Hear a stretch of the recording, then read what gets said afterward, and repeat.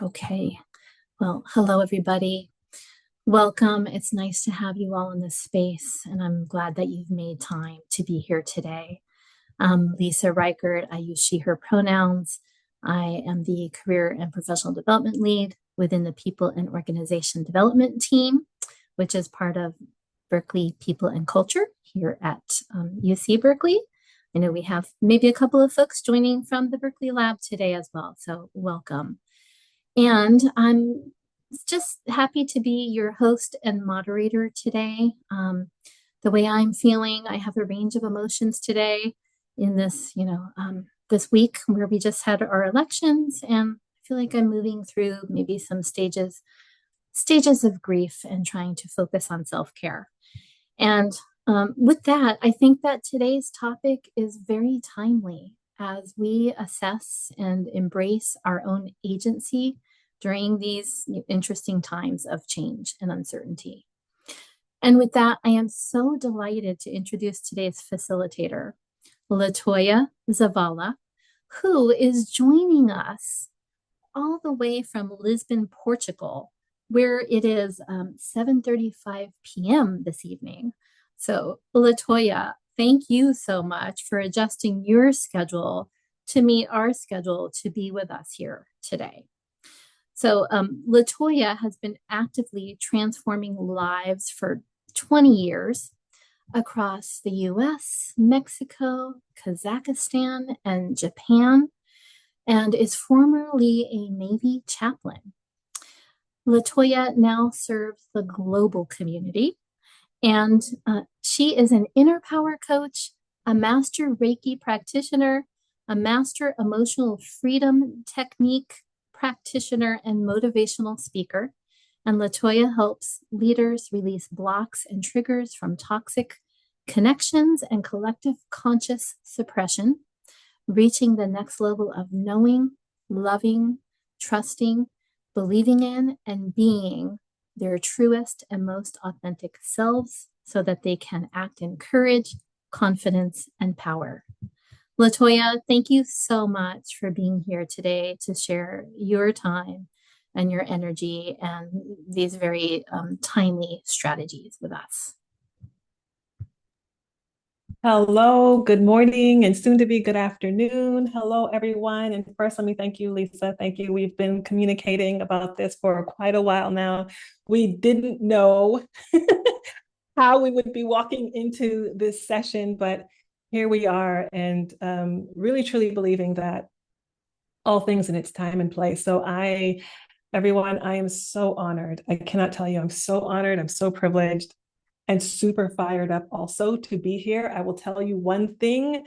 I have read and I feel I describe myself as super empathic, and so I feel all the one words that you put in the chat, and I feel them all, and I also feel fueled. I think that is probably the one word that overrides everything else. I feel fueled, and so I'm so glad to be here and to impart some of that fuel. There were some words spoken, and I'm so grateful that those words were spoken. I want to tell you that, oh, yes, my connection to California, my last duty station was in California. My youngest child was born in California. Our middle child was adopted from California. And so I do have a very precious place in my heart for California. And I have a very precious place in my heart for who you are and what you do. So this is why we get to dive into what we're doing today. What I do now and what we're talking about now, I've been dealing with for over 2 decades. First in a very structured, organized, religion way, then in the hospital, then in the military, and now doing what I do. I will tell you that what we're talking about today is probably one of the most passionate things that I can impart. And in fact, probably one of the most mind and energy and body shifting things. And so today, what we're going to do is we're going to undo some things. We're going to peel off some things. We're going to reveal some things, and then we get to go in and we actually get to practice one of the tools so that we do it in a powerful, self-healing, build back up way. And I think that this is the perfect time to even engage in something like this. I recognize what we're feeling, the open, the anxiousness, the tired. I feel this overwhelming in the chat, the tiredness. I feel you, and I feel some of the grief as well. So let's dive in so that we can really process. And then I'm going to use the word deal with, so we can deal with it.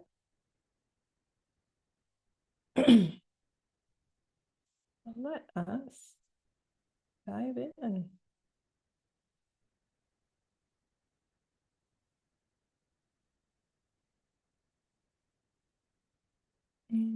Boom. I have done it. Okay. Technology. We start with this premise. This phrase feels, I know this, especially for some of the professions that may be watching this, either here live on the replay, and some of the kinds of minds and the side of the mind that you work with. It can feel very cliche, it can feel very airy, it can feel very ethereal, it can feel very non-tangible. But we know this scientifically, statistically, and all the other tangible words you want to put to it. We know this to be true. You and I carry infinite potential. And that actually is enough. You and I'm going to say it 3 times because there are 3 parts of you that actually get to absorb this. You and I are actually infinite potential. So you, right here, right now, you carry in you infinite potential. There are so many ways in which this is true. And I'm not actually going to get into the weeds of them because that's not the fire and the passion and the gifting that I have. I'm more about the activating of it. But there are people that you can go and read and research how and why this is true. You can go and read and research the research that Joe Dispenza has done and Bruce Lipton has done and many others. But I will read the quote that you may have heard before. Imagination is more important than knowledge. For knowledge is limited to all we now know and understand, while imagination embraces the entire world and all there ever will be to know and understand. Albert Einstein. So I would even add to that, give me the grace and the space to add to Albert Einstein. But he says, while imagination embraces the entire world, I would add that it now embraces the entire universe. Why? Because science and technology is now catching up to where we can now include that into our imagination. And so because you are here and you have the potential and the ability to tap into your imagination. This is only one piece of your infinite potentiality, right? But it's a huge piece. If you have the ability to tap into imagination, even just for 2 minutes, you've tapped into something that embraces and activates and can create from the entire, something that will affect and impact the entire world and even potentially the entire universe. This is the premise from which we are working. And it's hyper important that we work from this premise first, because all that we get to talk about now gets to be measured up against this truth. And you'll see why that's really important, that word truth. So let's talk about this concept, the pheromone block. And I'm calling it a concept. Allow me the grace. So if you're a Marvel fan, you're my people. And I'm super Marvel fan. My family's Marvel fans, right? So there's a movie called The Black Widow. And in the movie, she is confronting the person who has created this team of Black widows, right? And we're talking about Black widows, women who were trained to be a weapon force, right?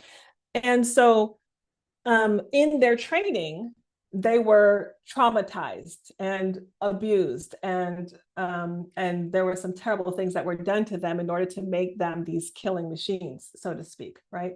Well, one of the things that was done to them in the movie is that they were given this pheromone block, so that anytime they smelled the person who did this to them, their bodies would literally prevent them from doing any harm or anything bad to him.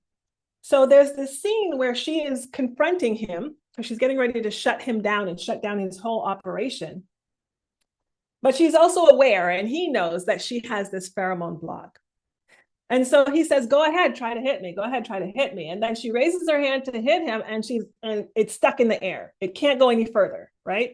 And there's this invisible block, right? She's an incredible actor. And she's going, and he goes, yeah, pick up a weapon, do whatever. And she can't go, and she can't go. And there's this invisible block that's there preventing her.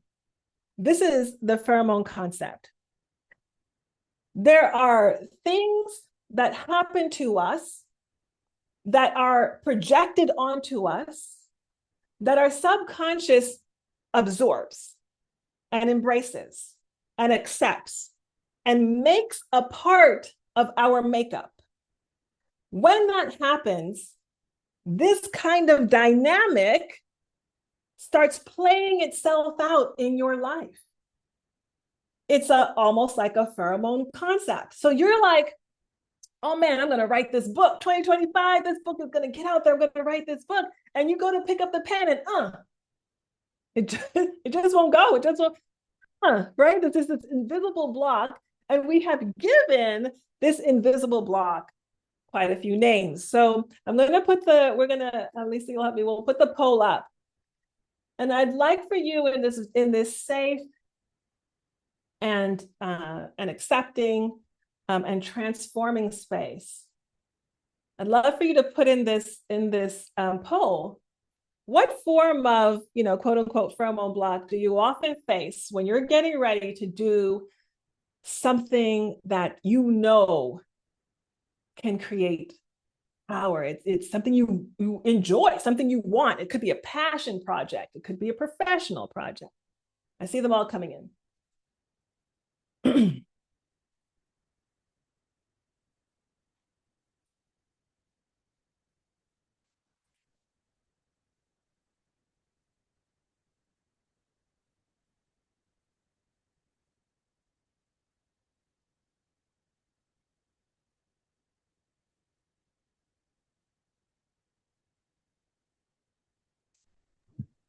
I see Kelly said almost all of them.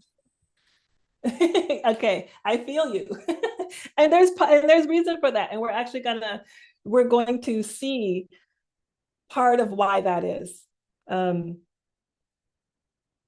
I will say that in my life, I've probably experienced all of them, except for black and white thinking, because I'm just not made up that way.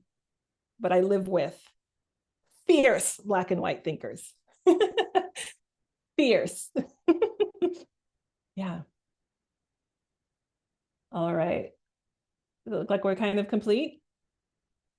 Yeah, okay. Yes, we are now Beautiful. sharing the results. Okay, beautiful. So now what we've seen, okay, I see. Okay, so now you can see, right? In this particular group here, mostly we're talking about fear and we're talking about procrastination. Oh, procrastination is a big one, isn't it? Man, procrastination is a beast. And then perfectionism coming in at the close range. And we've got some black and white thinkers here. I have much love for you. We need you in the world. And we do have some self-sabotage. When we talk about fear, right, there's so many different forms of fear.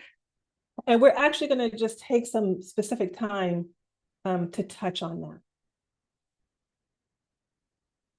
It's I'm sorry, Lisa. Can you remind me? It's 8:15 we have until? I mean, sorry, We 15 have after? until 8:45 your time. 45. Thank you. 75 Okay. minutes total. All right. Beautiful. Do I get to close the poll then? Yes, please. You can Okay. just hit that All right. X and it'll disappear from your screen. All right. Beautiful. Thank you. All right. So let's talk about what's actually going on. Okay. Let's break down, because the title of this talk today is "You Don't Have Imposter Syndrome." I don't have imposter syndrome. So, but we keep hearing this word, and we keep interacting with it, interfacing with it, and we're experiencing some of these things. So what actually is going on? And so what we're going to do is, again, here's where we get to start peeling off some layers. We get to start right now. What actually is imposter syndrome? So the analogy we're thinking about now is the driver, the car, and driving privileges. We're thinking about imposter syndrome. Imposter is a character, it's a persona, right? So the imposter, when the imposter takes on the role of imposter, takes on the title, he or she, this persona, becomes the driver. So who is driving the car? It's a person who pretends to be someone else in order to deceive others. Just reading this, trust me, believe me, just reading this is going to make a difference when we're thinking about imposter syndrome, because we've only ever thought about it, most of us, in the way that it was downloaded to us. But we've never actually thought about who the imposter is. Someone who is pretending to be someone else with intention. This is important.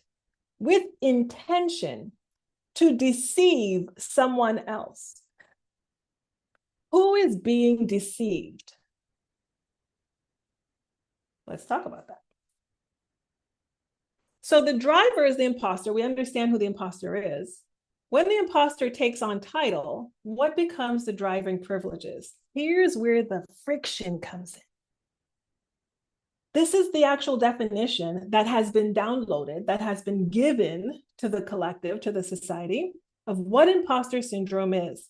And it is, they say that it is this: the persistent inability to believe. I want you to hear the words clearly: that one's success is deserved, one, and two, has been legitimately achieved as a result of one's own efforts and skills. So you've learned to ride the bike, but you cannot bring yourself to believe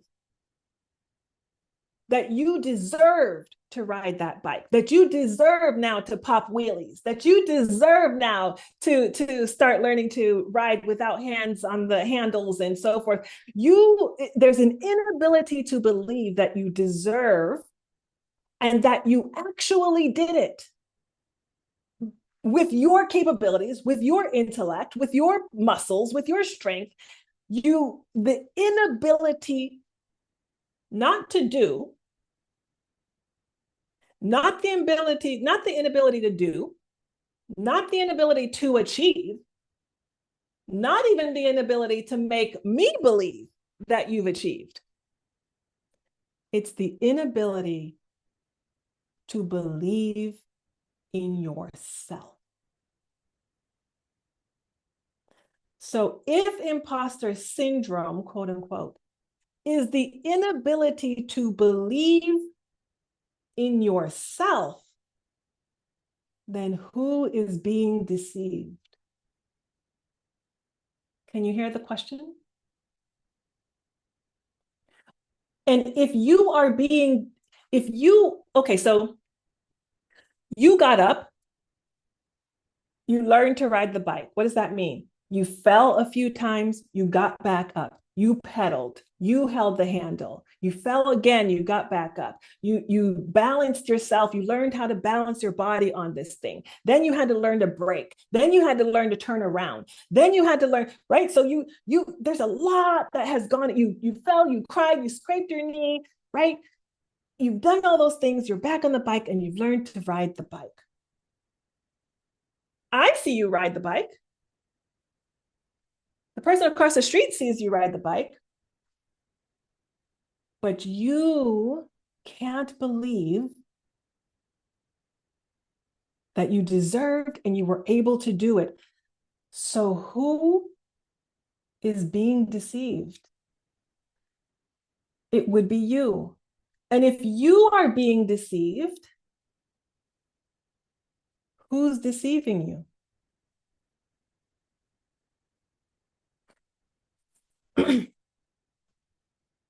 What is the definition of syndrome?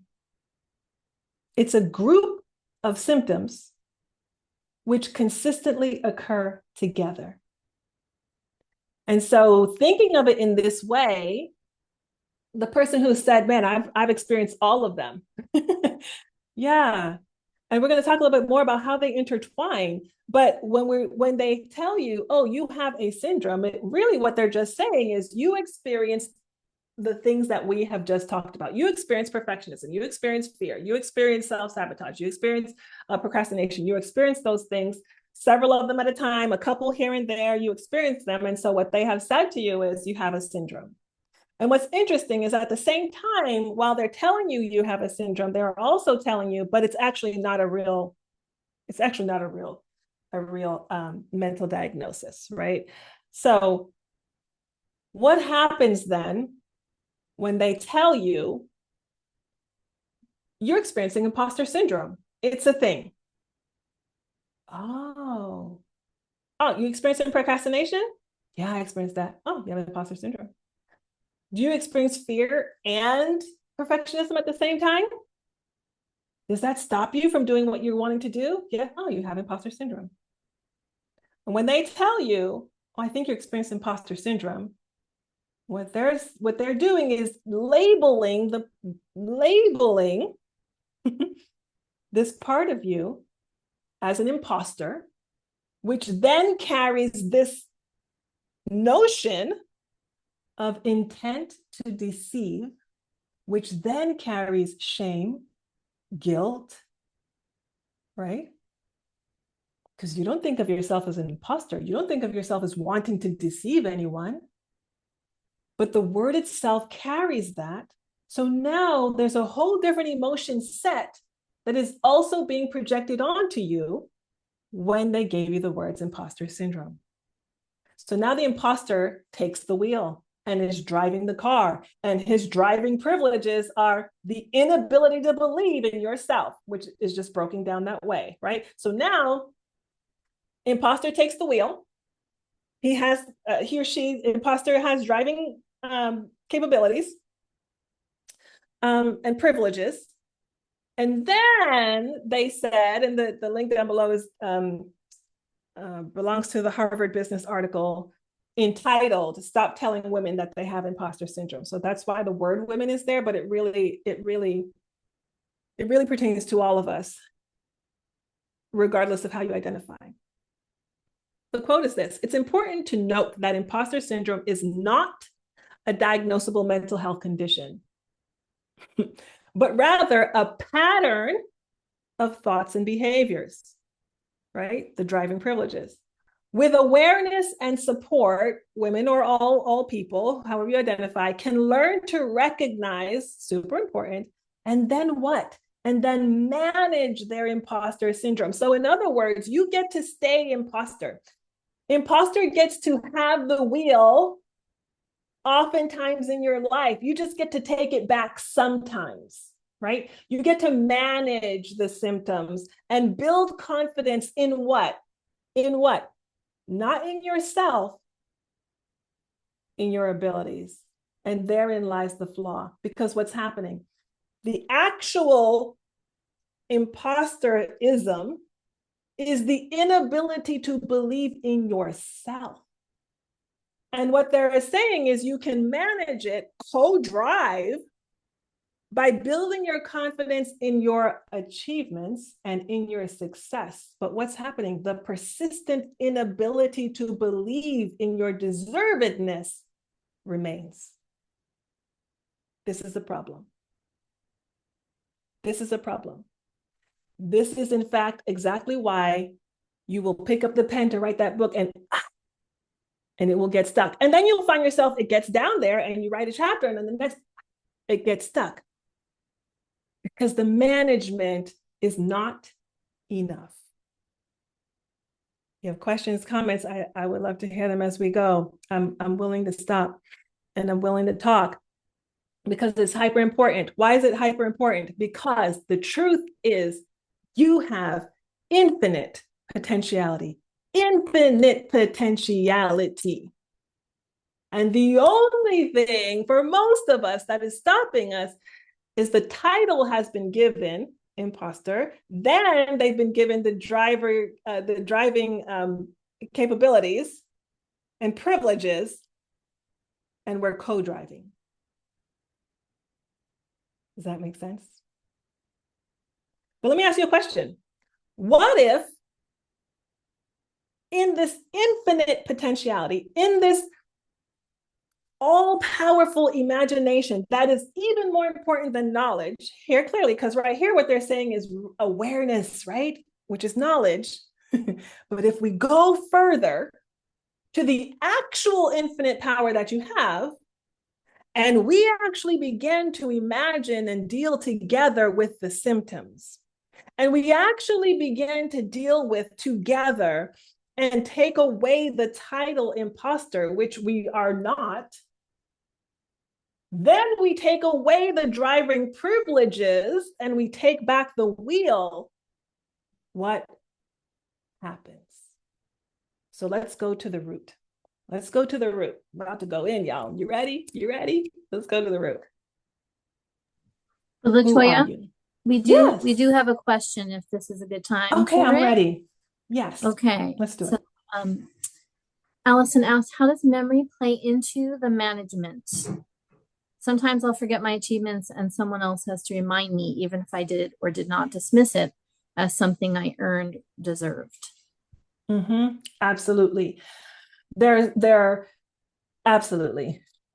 I'm going to address this super quickly if I can.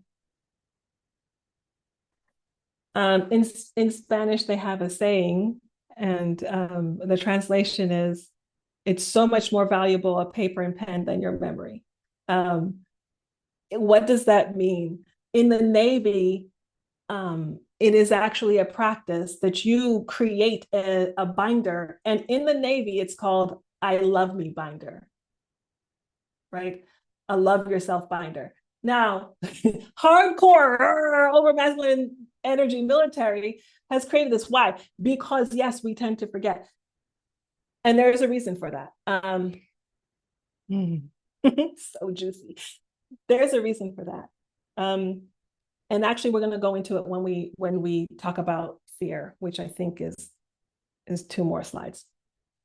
So in the reality, what is happening is your memory is also infinitely powerful. We don't know that because we forget a lot, but that is with purpose. Some of the memories have felt to your body unsafe. And so what has happened is your mind has pulled 1,000 different details about certain things and made a belief, and then it created circumstances in which you will forget certain things and block certain things and so forth and so on. Doesn't feel always beneficial, truth, but there is reason for it. And so and so many things have happened to us. So again, we'll dive into that when we get to fear. This is why is it important? You can call it many things. I've listened to a coach one not long ago that called it a proof binder, right? Proof of who you actually are. In the Navy, we call it a love me binder. And it is literally a photocopy of your degrees, your certificates, pictures of the things that you have accomplished, whether it's personal or professional, letters that have been sent to you, congratulations, confirmations, gratitude that has been sent to you. And it is a binder that you keep, and there is reason for it. And we'll get into that clearly, but I hope that helps, because yes, we do forget, and there is reason for that. And now we get to take back the wheel and put some things in place so that we remember. And I'm so grateful for this question right now, because I get to finish that phrase, so that we remember who we actually are. And LaToya, Elizabeth shared Yes. that a colleague had also shared with her about creating a "You Go Girl" folder. Yes. Yes. And my invitation, tap into that infinite potential imagination that Albert Einstein has invited us to, and you can come up with your own name and your own type of binder. But it is, it is vital when we are taking back the wheel. Okay, we'll talk about that more. But yes, anything else?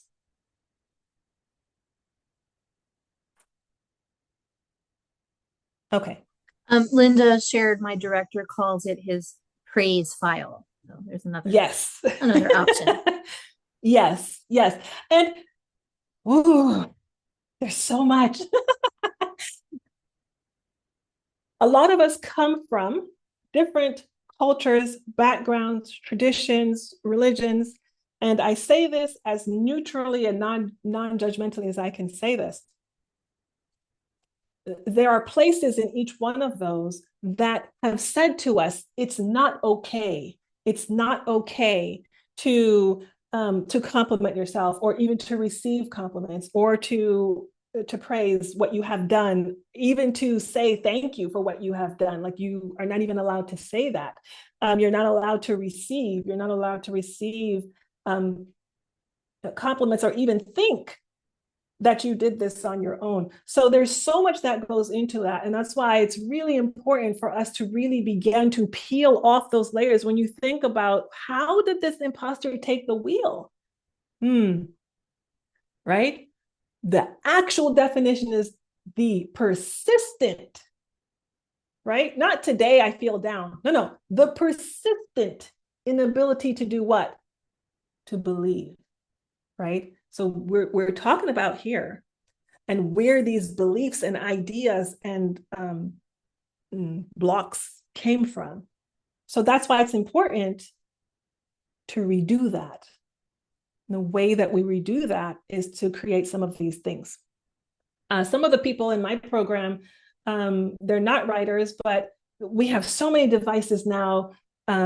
You can record. We create I am decrees and statements. They record themselves saying it. They can listen to themselves saying it all the time. There's mirror work that we do. So there are lots of different ways, and I'm encouraging, because it is vital. It's important.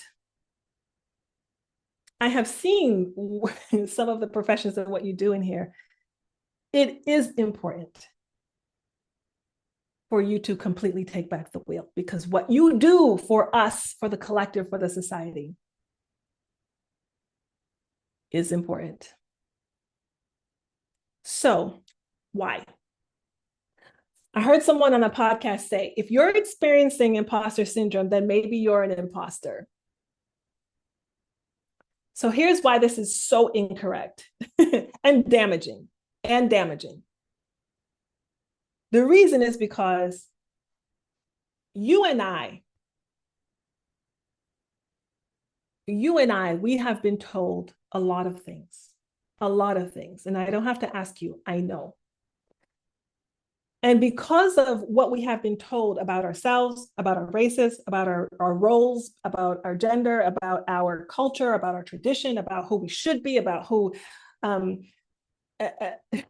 enoughness, about all of those things, regardless, because we have been told those things, certain beliefs were formed. So we have all felt the need at some point in our lives to shapeshift. When you're writing your resume, when you're going for the interview, right? We have had these thoughts. Do I soften or do I change my voice? Do I straighten my hair? Do I extend it? Do I leave it curly?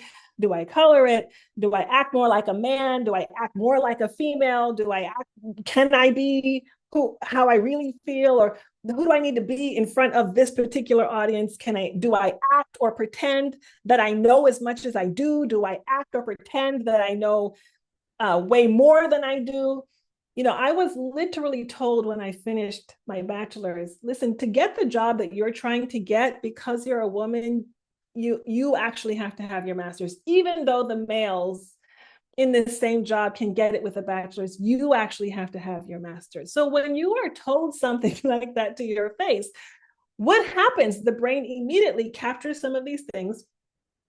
And then there are beliefs that form. There's a not enoughness, right? And I need you to know that you are bombarded with this. It's part of our culture. It's part of how they sell to you, right? They want you to buy longer lashes. They must tell you that your lashes are insufficient, right? This is the way our society works. So in some way, shape, or form, billboards, commercials, everywhere, there's an insufficiency that they want you to believe. And so if we're bombarded daily with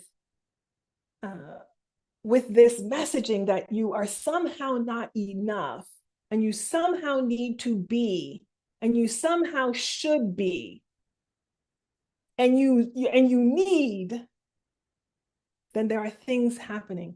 So you have felt some of these things going on in your mind. I'll go further. When I was adopting my middle child and we were going through those adoption classes, we had to do trauma training for me, further trauma training. And they were talking about the different stages and ways in which this unconscious trauma happens. And they were talking about there are, sometimes just coming through the birth canal can cause some subconscious trauma. My stepfather has claustrophobia, and he dreams every night about being in the womb with his twin and not having enough space.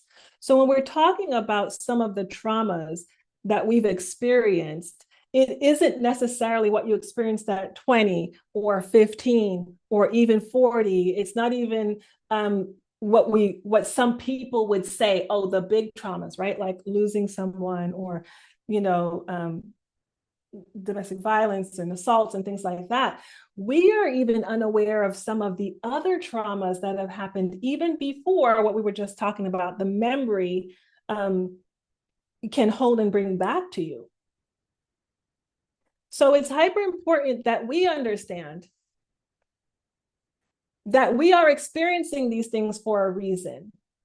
And that reason is not because I'm an imposter. That reason is not because I'm trying to deceive. That reason is not because I'm not enough. That reason is not because there's something deficient within me. That reason is because there are some traumas that have happened in our lives, and there is a great, massive projection of who you are supposed to be and where the lack is. Where is the not enough-ness? And that combination is what's causing those symptoms. The root is being able to answer this question. And I'm going to come back to it in a minute.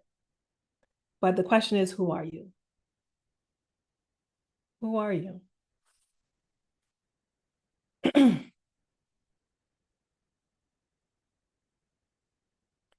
We have some fun things to do, so I'm going to move. Fear. Let's talk about fear. I would love it. Oh, if just a few people, Lisa, if you could put in the chat, what are some acronyms that you have heard of that tell you what fear is. What are some acronyms that you've heard of?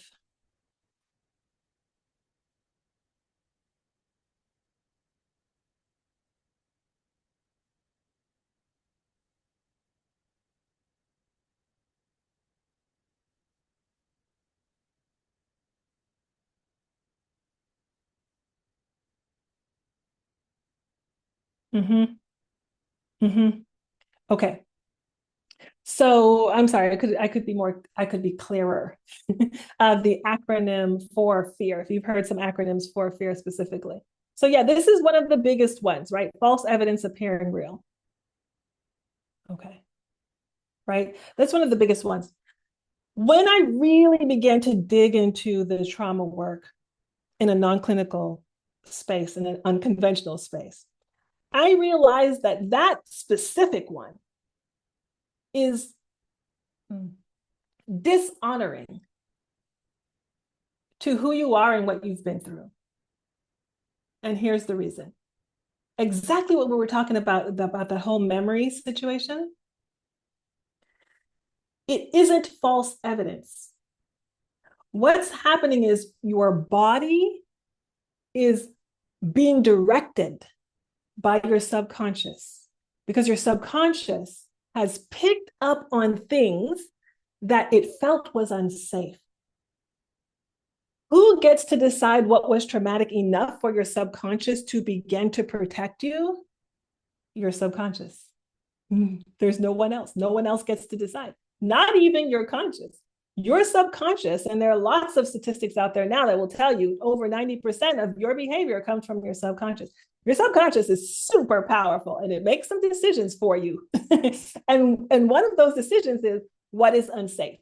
So somebody will talk to you crazy in your face and you'll be like, it doesn't matter. And your subconscious is like, actually, it does. And it will begin to form some beliefs and it will begin to form some behaviors to protect you from experiencing that emotion again.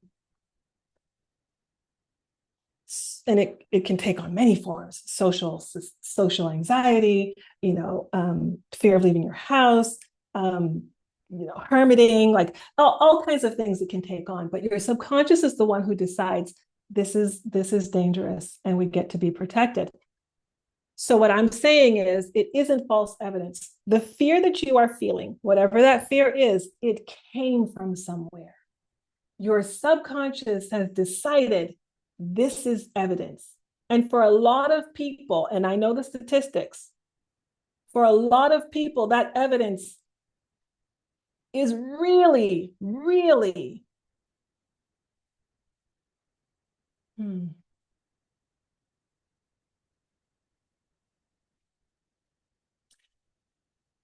if in fact you were assaulted, someone robbed your house and assaulted you, would you then say that the fear of that happening again was false evidence? Absolutely not, right? Your subconscious has picked that up, and the fear now comes from evidence. That because you don't know what the evidence is, doesn't mean that there isn't evidence. So I'm wanting to say that because I want to honor you. Your fear comes from somewhere. This is, in fact, the way that we can honor the infinite potentiality of who we actually are. Your brain is so powerful that it has created these ways to protect you from what it has picked up as evidence. So now, that all being said,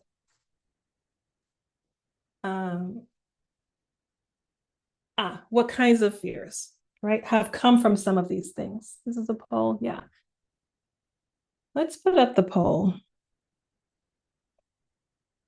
When you break down some of the fears, which one would you say might be causing the most trouble?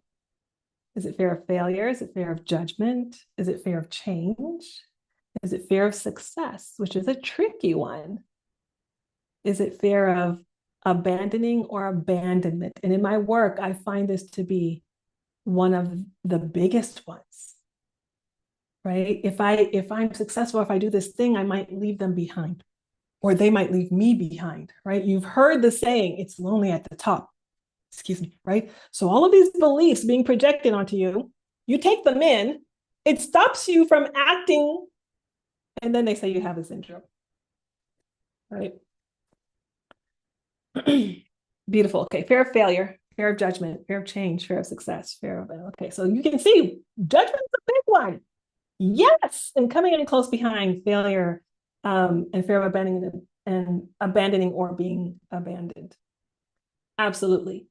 Um, right. So let's talk about in my work what I have found is actually fear. Fear, this is the acronym. Fear is a formidable, it comes from a formidable experience that has altered your reality. That is what I find fear to be. It's a formidable experience that you have gone through. Your subconscious decided it was formidable. Oh, thank you for the results. I'm sorry, Lisa. I ended quickly. All right, there we go. It didn't change much. Fear of failure came in second, right? A formidable experience. And your subconscious decided what was actually formidable. And because that experience happened to you, not false evidence, real evidence, then it altered your reality. So what happened in the past, whether you're conscious of it or not, is now projected onto your current situation and onto the future. That is fear. But I'll tell you what's really beautiful about this acronym. You went through the experience and you're still here. So, though the experience was formidable, so are you. And what is wonderful about the fact that the word is that it altered your reality, alter is malleable, it's adjustable. So, guess what? It gets to be altered again by you because you are actually formidable. You are actually infinite potentiality. And what you can imagine, you can make happen. That is the truth. So now we get to work with your formidable nature to process, work through the experience, leave it where it was, and now alter your reality. You get to say what the reality is. You get to create what the new reality is. You get to believe what the new reality is, right? No matter what the fear is, whether it's of judgment or success or failure, right? Whatever the fear is, it came from somewhere and it's being projected now onto what can be. We get to recreate that. And that is the truth. So now,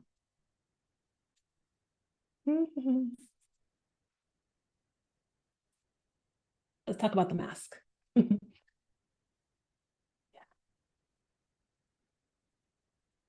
So we're feeling all of these things and we put our clothes on and we go to work and we mother or we father or we take care of our parents and we and we work with students and we administrate and we research and we do all the things.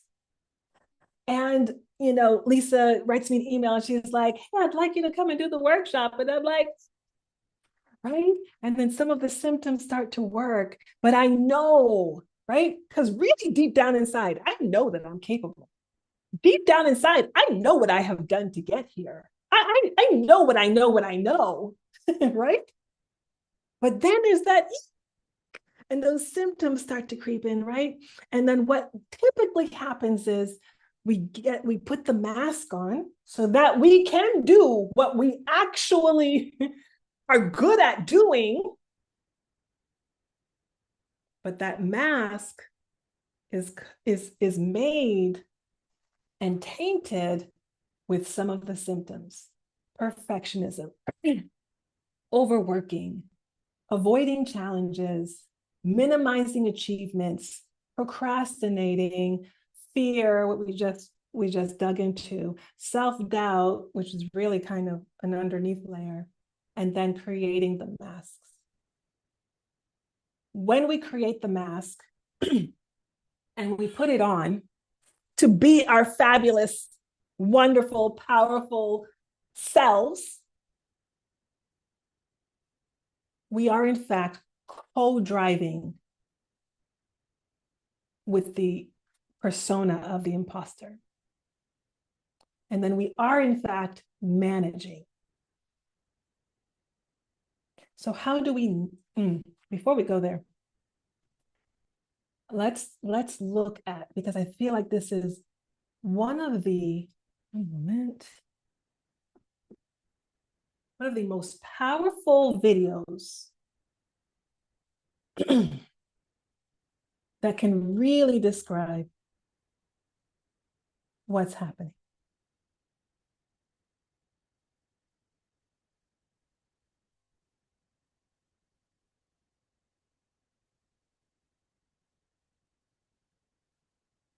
And if you're seeing black tiles, I don't know what they are, and I apologize. I have written a poem for a woman who rides a bus in New York City. She's a maid. She has 2 shopping bags. When the bus stops abruptly, she laughs. If the bus stops slowly, she laughs. If the bus picks up someone, she laughs. If the bus misses someone, she... So I watched her for about 9 months. I thought, Now, if you don't know black features, you may think she's laughing. But she wasn't laughing. She was simply extending her lips and making a sound. I said, oh, I see. That's that survival apparatus. Now, let me write about that to honor this woman who helps us to survive. By her very survival, Miss Rosie, through your destruction I stand up.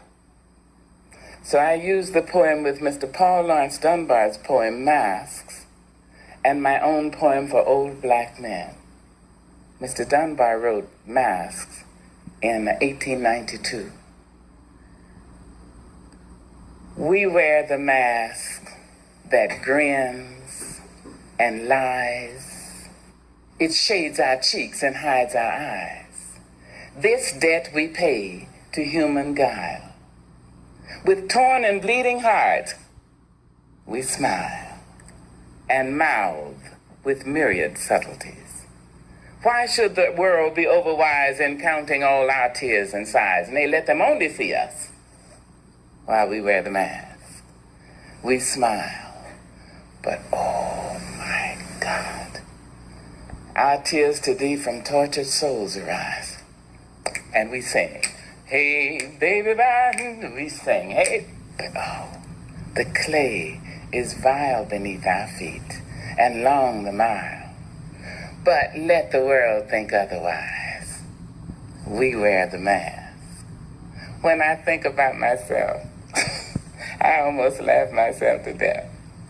My life has been one great big joke, a dance that's walked, a song was spoke. I laugh so hard, I almost choke when I think about myself. 70 years in these folks' world. The child I works for calls me girl. I say, yes, ma'am, for working's sake. I'm too proud to bend and too poor to break. So I laugh until my stomach ache when I think about myself. My folks can make me split my side. I laugh so hard, I nearly died.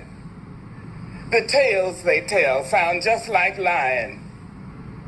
They grow the fruit but eat the rind. I laugh until I start to cry when I think about myself and my folks and the little children. My fathers sit on benches. Their flesh count every plank. The slats leave dents of darkness deep in their withered flank, and they nod like broken candles, all waxed and burnt profound. They say, but sugar, it was our submission That made your world go round. There in those pleated faces, I see the auction block, the chains and slavery's coffles, the whip and lash and stock. My father speaking voices that shred my fact and sound. They say, but sugar, it was our submission, and that made your world go round. They laughed to shield their crying. They shuffled through their dreams. They stepped and fetched a country and wrote the blues in screams. I understand their meaning. It could and did derive from living on the ledge of death. They kept my race alive by wearing the mask.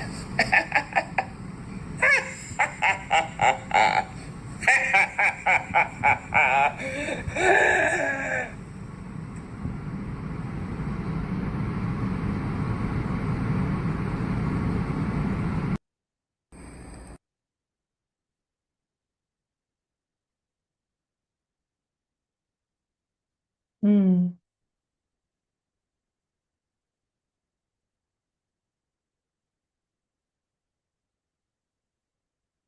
Profound.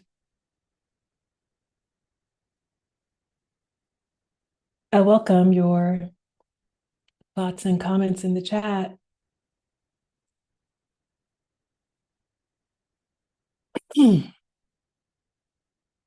We're going to do some tapping. And the reason we're going to practice the emotional freedom technique is because you get to take down the mask. You get to actually be the powerful version of yourself. You actually get to tap into the infinite potential that is within you. And I believe that there's no better timing. Yeah, Erica, I love her too. And Toshi, every time, it's only because I'm in front of you that I'm not bawling. That I promise you. Yeah. So let's finish it up, and let's whoops. Let's finish it up, and let's get to the goodness. Here we go. So the 3 tips, and these really will. These really are the things. And I wrote it this way purposefully, so Lisa, don't get me.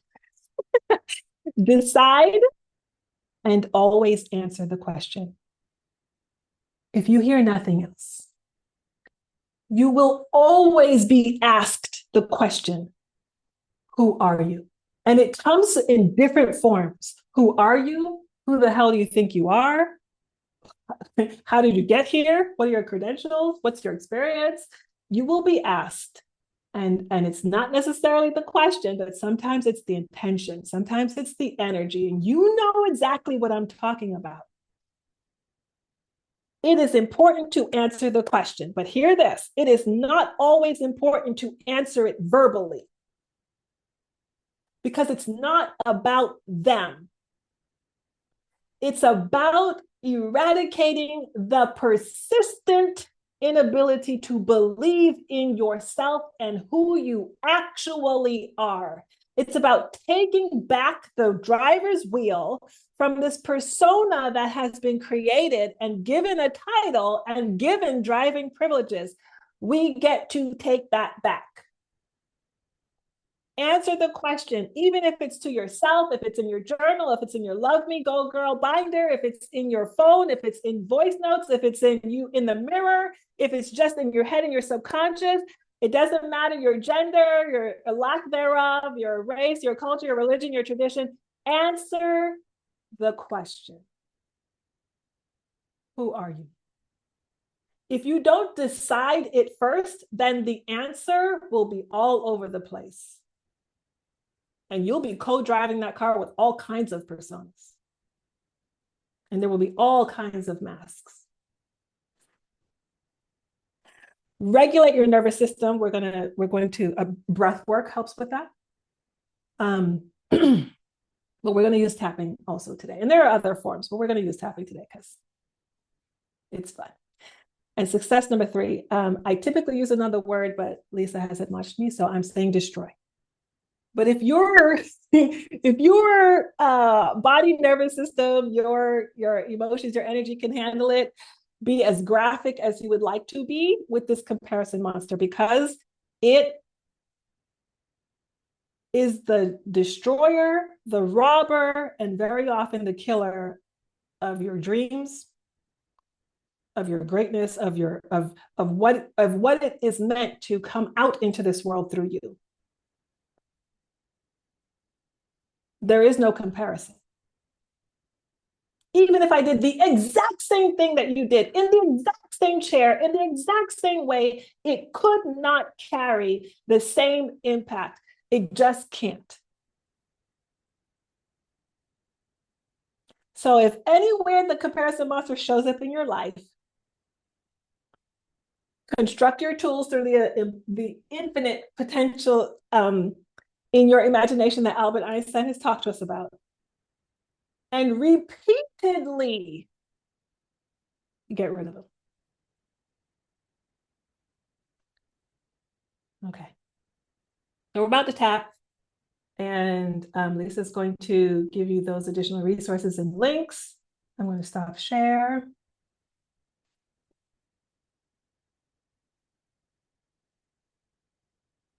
Comments and questions before we do a few minutes of tapping.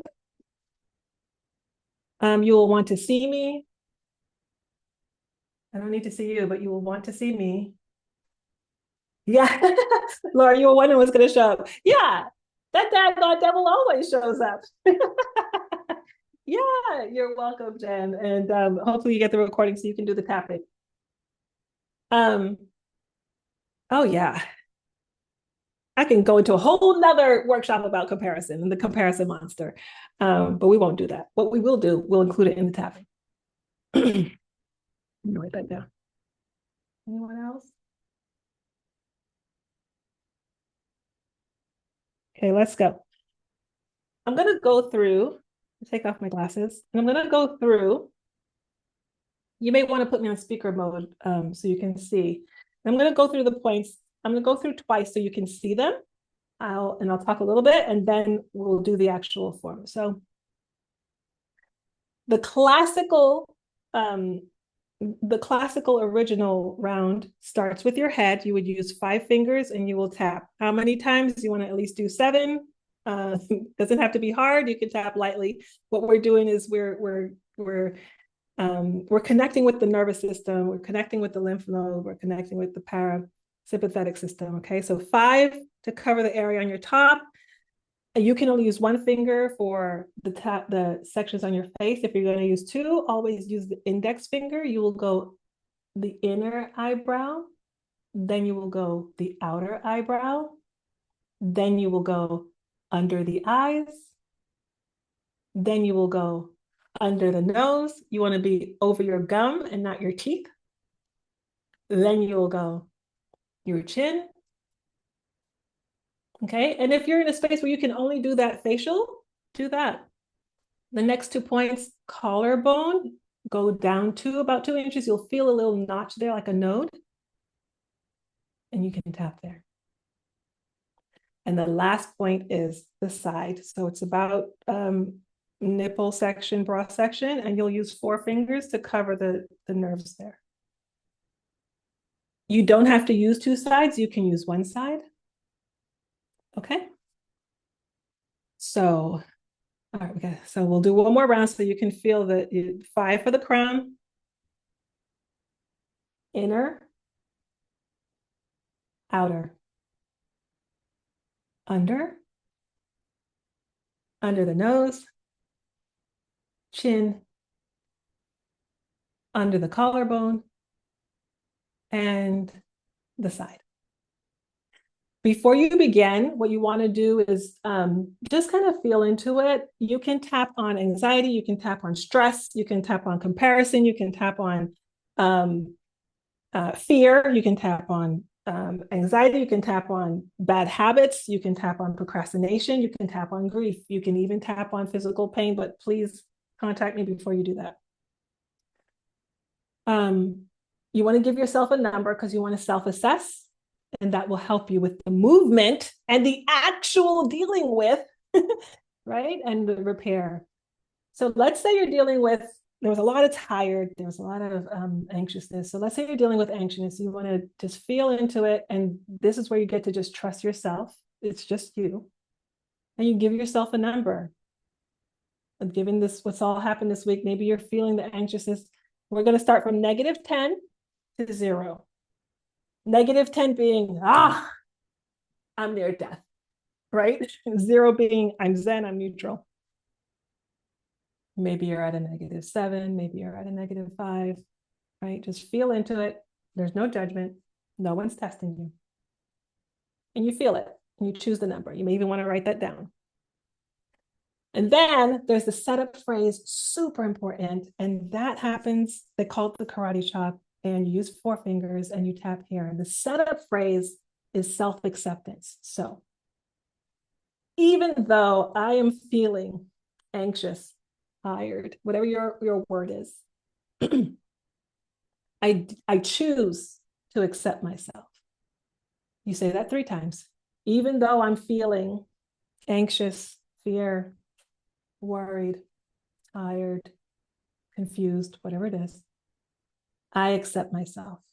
And the 3rd time, even though I'm feeling what I'm feeling, it's important to name the word though. I accept myself. What's also important is that you breathe through it, okay? Because breath work helps to move the emotion. Okay. And then there are several ways to do it. I'll take 2 minutes to work through, and then I'll mention a couple of others. This is called the intuitive, right? You just let the words come. This has been a difficult week. And there's a lot of high emotions running. And I still have a lot of work to do. And people around me have also high emotions running. I'm feeling, and you can say what you're feeling. It's hard to continue when I feel like this. It's hard to get the work done when I feel so tired. Breathing. I don't know what's going to happen next week. I don't know what's going to happen, in our community. So many, I'm just using some words that are going around right now. So many threats are being made. There's so much division, so much sadness. And yet I know that there is something in me that wants to do good. I have so much to give. I have so much impact that I want to make. Right? I know I'm here for a reason. And yet I feel stuck. And yet I feel the procrastination. And yet I think, what are they going to think? What would they say? What if I can't keep the success up? What if I fail? And all of these thoughts swirling and swirling and swirling. But what if none of it is true? What if I can hold the success? What if it's better than I even thought? What if there's more peace than I thought? What if people start coming together? What if more people invest in safety for each other? What if there's more support than I thought there was going to be? right? And you go through and you go through and you just breathe through it. What if I can do this? What if I can do this? Then you move from that question. I choose to believe I can do this. I choose to believe there will be peace. I choose to believe there can be safety. I choose to believe in the good of those around me. I choose to believe in the good in myself. Breathing. I choose to believe in the truth of who I am. I choose to believe in my capabilities and my abilities. I choose to believe that I am infinite potential. I choose to believe I'm here for purpose. I choose to believe I can do this. All right. That was a quick round, super quick, but you can then just, place your hand over your heart, take a nice deep breath.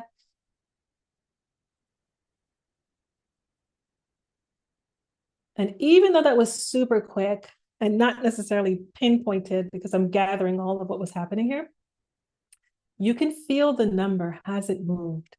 And even if it's moved one number, you can know, okay, my energy is shifted. Okay, I know that this is something that can work for me. Sometimes you might need 3 or 5 rounds.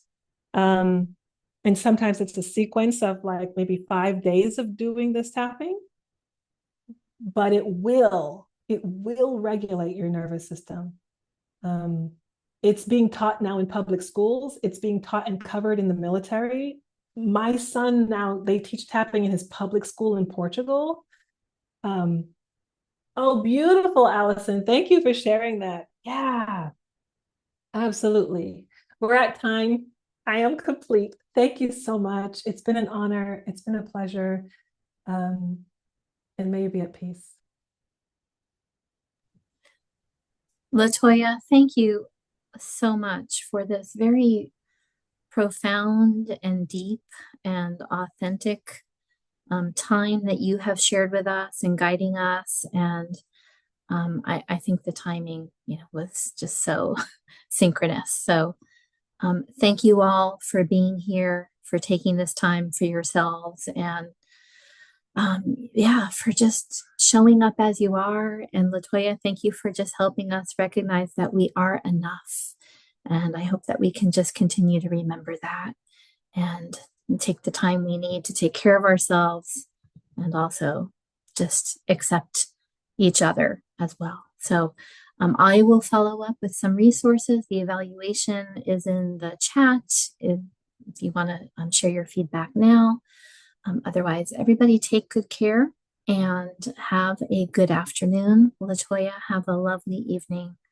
It's been such a pleasure and an honor to have you here.